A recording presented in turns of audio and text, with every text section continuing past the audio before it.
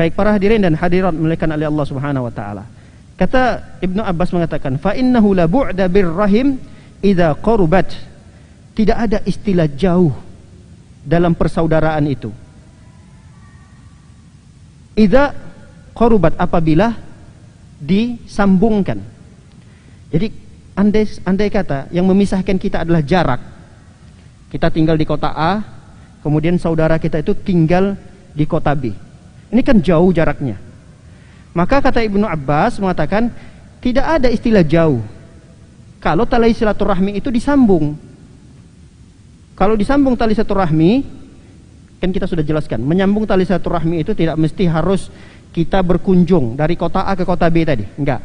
Sekarang sangat mudah bagi kita untuk menjalin tali silaturahmi. Minimal kita telepon, kita WhatsApp saja, assalamualaikum, itu sudah termasuk silaturahmi. Mudah sekali.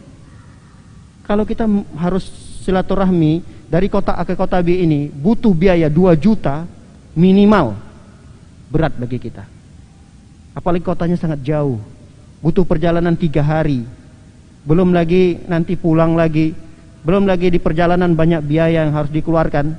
Sekarang mudah bagi kita, tinggal telepon, assalamualaikum, waalaikumsalam, bagaimana kabarnya, alhamdulillah, selesai. Demikian kami cukupkan dulu karena ada sedikit kegiatan. Mudah-mudahan bapak atau paman kita sehat-sehat, keluarganya dijaga oleh Allah SWT. Sudah cukup. Ini disebut dengan silaturahmi. Tidak susah. Oleh karenanya, para hadirin dan hadirat dimuliakan oleh Allah Subhanahu wa taala, Ibnu Abbas mengatakan bahwa tidak ada istilah jauh di antara persaudaraan itu kalau memang terjadi silaturahmi. Wa in kanat ba'idah, walaupun jarak mereka itu sangat jauh sekali. Wala qurba biha idza ba'udat wa in kanat qaribah. Tapi tidak tidak ada manfaatnya kedekatan, dekat jarak rumah, dekat persaudaraan. Ini persaudaraan dekat. Ini adik kakak kandung. Rumahnya dekat, samping-sampingan. Tidak ada istilah dekat, kata Ibnu Abbas, kalau tali silaturahmi tidak disambung. Ini sama saja jauh, kata beliau.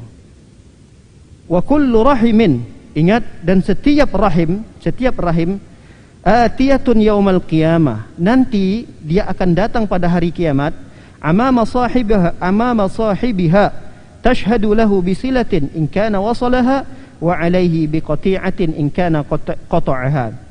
Nanti rahim itu, kita, ibu kita punya rahim itu nanti akan datang pada hari kiamat. Datang, dan dia akan datang pada kita satu rahim nih dengan saudara-saudara kita yang lainnya, yaitu rahim ibu kita. Ini rahim ini nanti akan datang pada hari kiamat. Tashhad, dia akan memberikan kesaksian. Rahim ini akan memberikan kesaksian. Kalau memang kita menyambungnya, maka kesaksian itu akan mengatakan, iya betul, fulan ini menyambung tali silaturahmi. Tapi kalau kita memutuskan tali silaturahmi dengan saudara-saudara kita, maka rahim ini akan memberikan kesaksian di depan kita, di depan Allah Subhanahu wa taala, bahwa kita memutuskan tali silaturahmi. Ini rahim. Jadi rahim dalam hadis yang sudah berapa yang lalu ya, kita sudah jelaskan bahwa rahim itu nanti datang pada hari kiamat dan Allah berikan dia lisan untuk berbicara. Rahim ini bisa berbicara nanti. Dia bisa memberikan kesaksian.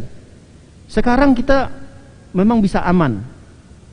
Kita memutuskan tali silaturahmi, kita tidak pernah mengunjungi, kita tidak pernah menelpon, kita tidak ingat kepada orang tua kita, kita tidak pernah menelpon orang tua kita.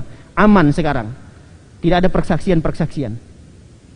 Kita dianggap oleh orang adalah orang yang baik. Kita sholat 5 waktu, datang ke masjid berjamaah, orang lain menganggap kita adalah orang yang baik. Tapi di belakang itu orang-orang nggak tahu, ternyata kita ini adalah orang yang memutuskan tali silaturahmi. Maka yang akan memberikan kesaksian tentang apakah kita betul menyambung tali silaturahmi atau malah sebaliknya memutuskan, maka itu akan diberikan kesaksiannya oleh rahim. Rahim siapa? Rahim ibu kita. Rahim ibu kita. rahim ibu kita ini nanti, kita terlahir dari rahim ibu kita, dan saudara-saudara kita pun lahir pada rahim yang sama. Ingat, begitu juga nanti paman kita, bibi kita, paman bibi kita ini terlahir dari rahim yang sama. Ayah kita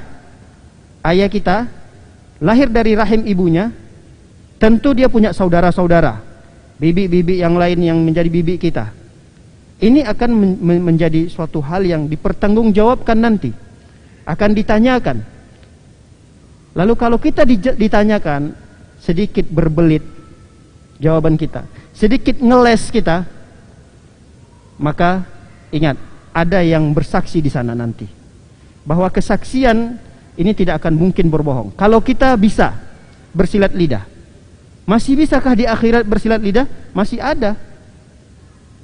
Di hadapan Allah agak cari alasan lah, ngeles lah, karena gini ya Allah. Kenapa nggak nyambung tali silaturahmi? Karena begini begitu ya Allah. Nah, udah, datang nanti yang bersaksi rahim. Nggak bisa lagi kita bersilat lidah. Makanya pada hari kiamat, kenapa Allah Subhanahu wa Ta'ala mengunci lisan kita, tidak bisa berbicara? Kemudian kenapa kaki, anggota tubuh kita bisa berbicara dan memberikan kesaksian? Karena memang lisan ini masih bisa untuk bersilat lidah. Pada hari kiamat dikunci oleh Allah Subhanahu wa Ta'ala. Yang akan memberikan kesaksian adalah anggota tubuh kita, dan anggota tubuh kita pun bisa berbicara. Tangan ini nanti bisa berbicara, kaki ini bisa memberikan kesaksian, apalagi rahim ibu kita.